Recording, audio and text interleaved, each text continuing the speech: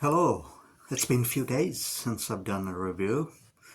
So the wind is howling outside and I'm like, yeah, let's get stuck into this. And the book I have today to review is High Life by Mathew Stokoe. Mathew Stokoe wrote a book called Cows, which I did review on this channel, and that's like a masterpiece of splatterpunk genre. So if you have not seen that review yet, go and check it out and let me know what you think. So High Life is like a noir set in Hollywood, and it follows Jack. Now Jack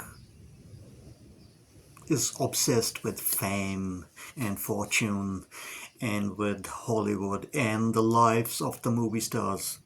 He spends his days daydreaming, thinking about how it would be like to be like, how it would be like to be ultra rich, megastar, fame and fortune and wealth at his feet. He lives in an apartment, renting, barely, I think, furnished, and he works at some donut shop. But yeah, he's kind of a low life, but he dreams of high life. So the book opens. There will be few spoilers, so if you don't want to hear any spoilers, click away now and come back later if you decide to read this book and let me know what you think of this book. But otherwise, let's carry on. So the book opens with Jack cruising around in Hollywood, and one night he's just cruising around driving, looking for his wife. Now his wife is a hooker, so he goes from straight to straight, like normal streets that she goes to for hooking, and he keeps on driving all night, and in the morning he finds the dead body of his wife. The police tape is all around it, and he sneaks in, kind of, crawls under the bushes and all that shit. He sees his wife is dead, and he just leaves. He's in a shock, but and then the story unfolds from there. So on his heels, we have a fucking sleazy as fuck cop called Ryan, who turns out to be was also a lover and a client of Jack's hooker wife. And he's on Jack's heels. Jack doesn't tell the police that he's the husband, and the police never make it to Jack that to tell him that your wife is dead or you are suspect and all that kerfuffle. But Ryan, who is also the lover, who was the lover of Jack's dead wife, finds Jack and kind of bullies him and gives him real grief and taunts him to tell him what happened to Karen. Karen was the wife's name, and when he takes Jack to the mortuary where the postmortem is happening of Karen's body, and the coroner tells them that all the internal organs of Karen were taken. And during the mortuary scene, the fucking sleazy cops, does some dodgy shit with the corpse of Karen, and it's quite disgusting. And even Jack is like, "What the fuck is wrong with this cop?" And he's quite taken back, flabbergasted. I mean, who is this guy, and why is he like defiling the dead body of his wife? So Jack is quite intimidated by this fella, this cop. Story goes on, and Jack keeps on daydreaming, watching TV, wasting his life, dreaming about becoming rich like Tom Cruise or Brad Pitt or Johnny Depp or Arnold Schwarzenegger or Bruce Willis, and he's always daydreaming about being a megastar what he's actually not doing anything with his life. He also fucking quits his job at a donut place. I think he's really depressed because the life is not panning out how he dreamed it to be.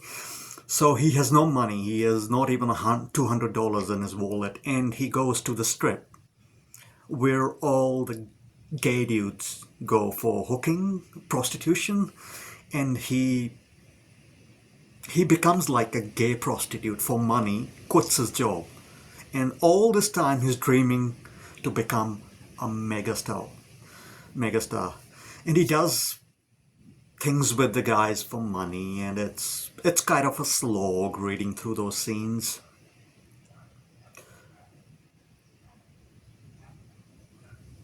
Ryan, the police officer, also before Ryan, let me backtrack a little.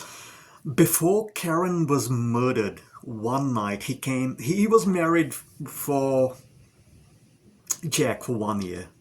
Not a happy marriage because she was always hooking, and Jack loved her, but her hooking thing kind of breaking his heart, because she was always out with the clients on the streets rather with him. So he was kind of a bit heartbroken, and it was not kind of a happy marriage, and they both had their frictions, let's say. And one night, before a week before she gets murdered, Karen comes and gifts Jack a car. What was the name of the car? I don't remember what it was, but sedan, good condition car. I think brand new or almost brand new. And she tells Jack that she loves him and she got him a car. And he's like, how the hell did you get the money for the car? We don't even have money to pay rent or eat. And she tells him that she sold her kidney. And he was quite kind of disgusted by it. He was like, what the fuck? You sold your kidney for some money, like for 30 grand, and to get me a car? And they had a fight because Jack didn't like Karen selling her kidney for a car, and she was like, yeah, it's my body, my life, I can do whatever, 30 grand is nothing, I can live on one kidney. And yeah, those scenes were fucking sad to read. And then they had a big fight, and she was like, okay, I got you the gift, I'm gonna leave you now, I'm not gonna see you. And they had a fight, and then she just leaves Jack. And yeah, a few days later or next day, Jack finds her dead. That's the story goes on from there. So as Jack is hooking on the gay strip, doing things for the guys who drive in the cars, one of his friends, he bumps into one of his friends, and he tells him, Jack, you are better than being a hooker on the street. I'm gonna set you up with an agency where ultra rich people will call you for sexual services, and you don't have to go on the street and, kind of be a low life on the street kind of a thing and humiliate yourself like that on the street. And Jack was like, okay. And his friend tells him, tonight I have a client, I have this couple that I'm gonna go and satisfy, come with me, I'll take you with me, and I'll tell you what I do. So he goes to this ultra rich neighborhood, and the guy welcomes them. There is his wife tied up, her orifices exposed, and the hood. It's all the whole fucking BDSM scene going on. Her face is covered in the leather hood, her orifices are exposed, and Jack's friend tells the rich guy that this is my friend. He's pretty good. He is good for the scene we're gonna do. He's really good. So they have whiskey, they have drinks, and they get into it. They take turns fucking this guy's wife, and they do some depraved shit to her, and she's in the hood. She's gagged. So yeah, all the scene plays out, and they get money from this guy. And Jack's friend is like, yeah, that's what I do. The ultra rich don't have very high morals, and because they have money, they can deal with the shit. Tomorrow they'll be happy husband and wife again, sitting at some cool restaurant eating dinner, and this scene won't even be on their mind because that's what they do for fun, because they can stay out of the moral concerns that concern an average person. They are beyond it because they are ultra rich and they can do whatever the fuck they want. So yeah, this is the agency's phone number. They will call you, and yeah, go satisfy the ladies or the men, and yeah, do scenes with them. And Jack was like, yeah, it's just like kind of cool. I enjoyed playing with that lady, and that was better than being on the street being fucked by the guys. And the story goes on from there. Another scene. Jack is called to another rich party, and a couple of gay dudes. That they there's a scene, and they are doing this nasty stuff to Jack. Two gay guys, and he bumps into this femme fatale at this party. And when they see each other, like they say, it's all in the eyes. And this, when you see someone you really like, it's all in the eyes, and all the fucking sparks fly. So before he's doing the scene with these two gay guys, he bumps into this voluptuous fucking femme fatale.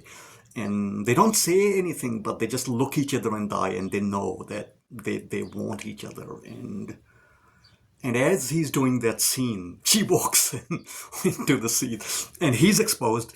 Jack is like getting bumfucked and, being pissed on by these guys. And he's like, what the fuck? Why the fuck does she have to walk onto the scene now? I'm just doing this for the money. And then she leaves. And after the scene, the guys are like, okay, just hang around with the party. Don't fuck anyone at a party. Come back. We'll do another scene. They're in this room where on the walls there are photos of like asses and assholes and anuses. It's the full fucking wall, poster size photos of assholes. And the gay guy takes photos of Jack's asshole, and he's gonna say, I'm gonna put it up on the wall, black and white, big fucking poster size. Jack was like, what the fucking perverts? And he goes out to the party. The guy also tells him, don't fuck any of my guests, don't get close to any of them.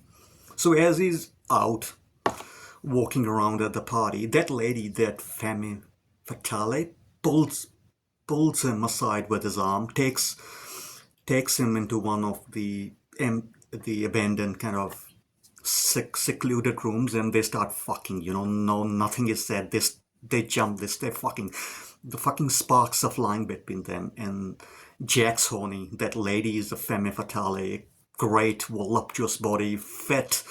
And as they are fucking, the gay guys walk in, the security walks in, and the gay guys who actually were the clients of the agency, they are fucking furious at Jack. They're like, what the fuck are you doing fucking one of my guests?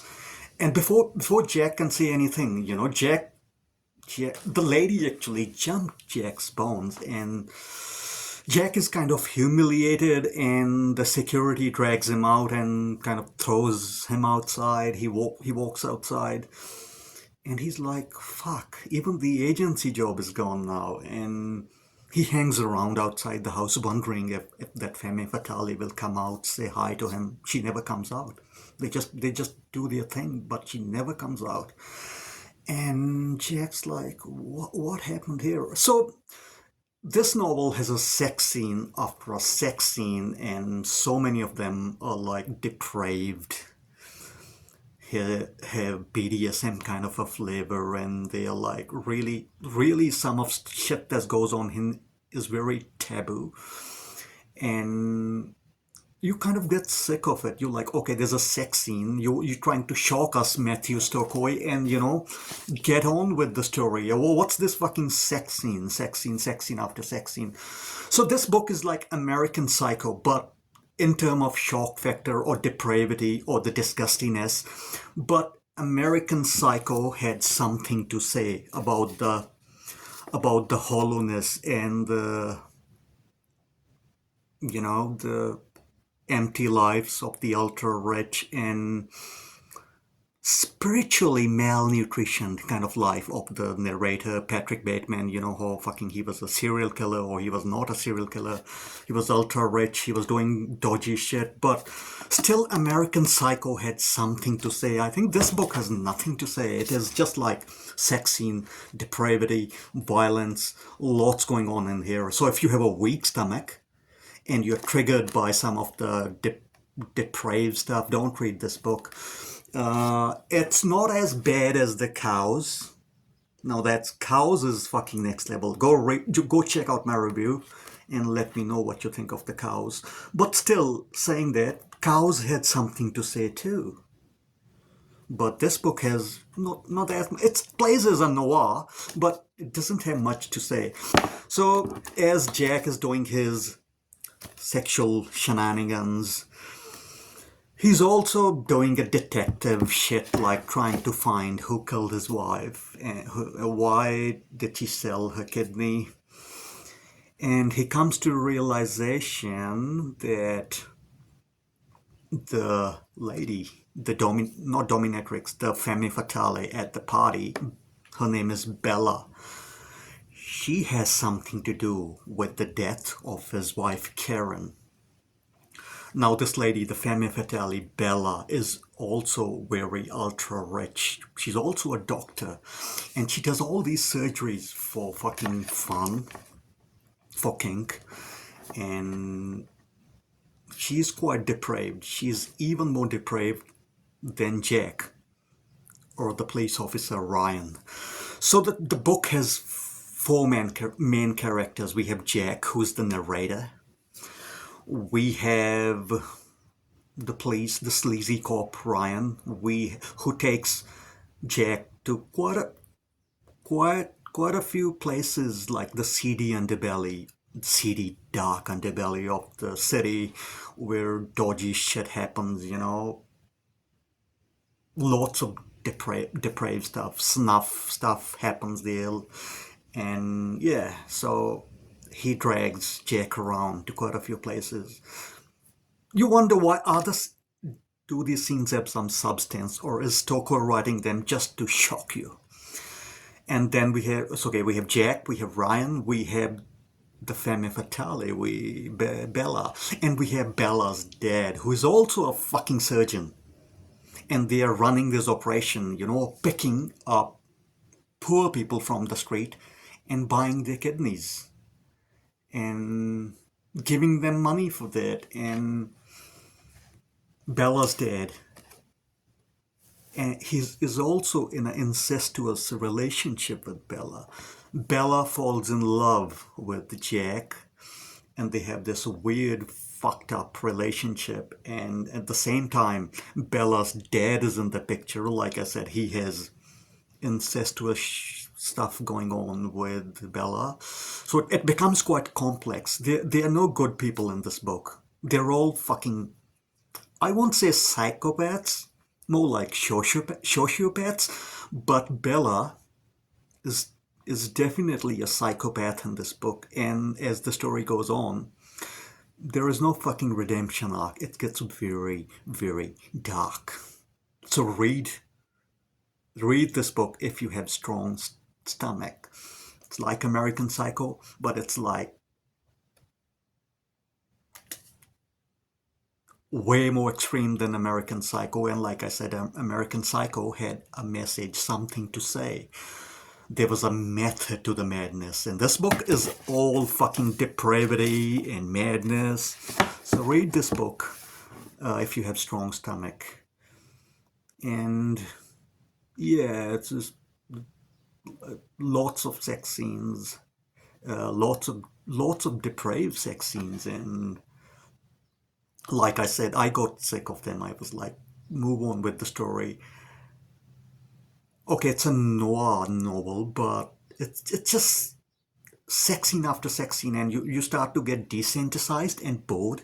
It's like it's about exploring what ultra rich do, and how ultra rich are fucking desensitized with all the sex and all the kink and all the drugs, and they need to do more and more extreme stuff to get the kicks out of whatever they do in life, you know. Uh, Bella's dad. Bella's dad had filmed her from a young age, doing naked poses, doing porno shit, and Bella shows all that shit to Jack, and Jack is kind of appalled by it. Like, what's going on between Bella and Bella's dad? I mean, they're ultra rich, and why are they doing this shit? And but Jack still doesn't want to leave Bella because he's so thoroughly fucking seduced by Bella. Bella has her hooks in Jack. So this story gets dark.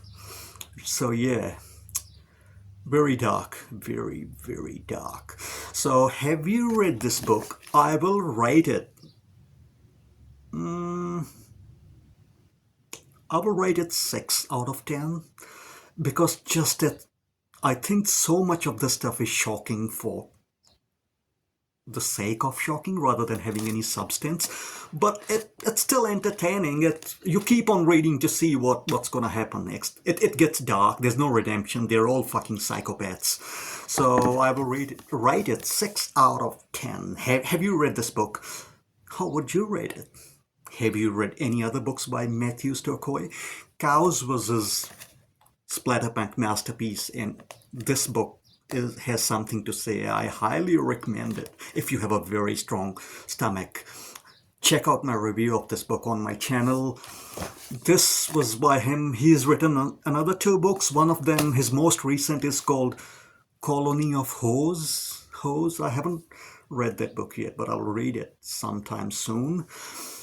If you guys and girls would like me to review any other book, please leave the title in the comments section below, and I'll get to that book at some time in the near future. And in the meantime, keep on reading great fiction, great horror fiction, great splatterpunk fiction, extreme horror if that's your thing. And I will see you all sometime very soon. Bye now. Cheerios.